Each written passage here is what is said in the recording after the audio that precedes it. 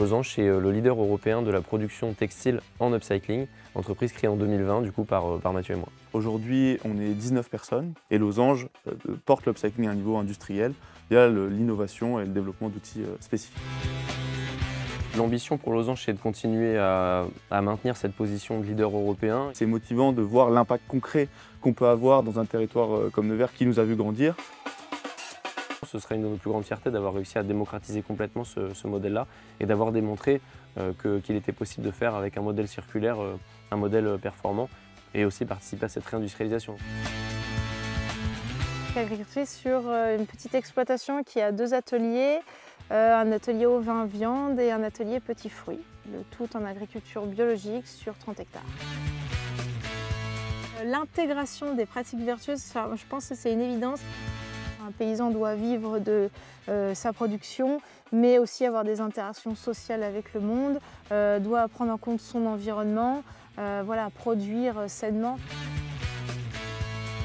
Le restaurant 58 propose une alimentation en circuit court, en direct producteur. L'ambition, c'est de proposer 90% de la carte avec des appros qui ont parcouru moins de 58 km. L'idée, c'était en 2 points de proposer déjà une offre végétarienne de qualité et ensuite de proposer une assiette engagée.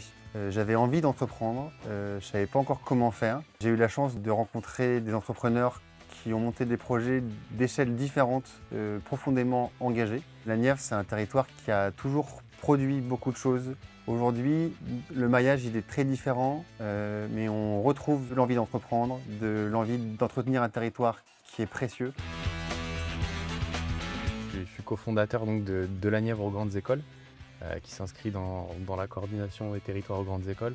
Et notre but, c'est de lutter contre l'autocensure des lycéens, dans la Nièvre principalement, face au cursus sélectif. Le but, c'est de les aider, de les accompagner académiquement, mais aussi sur leur orientation, pour un peu démystifier ce passage vers les cursus sélectifs, tant sur le plan académique, mais aussi sur le fait de faire le grand pas dans la grande ville. On veut travailler main dans la main avec les collectivités territoriales, avec les acteurs privés, avec les institutions vraiment de la Nièvre. Le but, c'est qu'on travaille tous ensemble pour faire briller la Nièvre autant qu'elle mérite de l'être. Sans étudiants, une ville médiane n'existe pas ou n'existe plus. Donc l'idée c'est de continuer à créer des formations dont on a vraiment besoin, et au-delà de ça, il y a des formations nouvelles qu'on a mis en place depuis maintenant 6 ans, qui donnent de bons résultats et qui attirent des étudiants qui sont en dehors de notre département.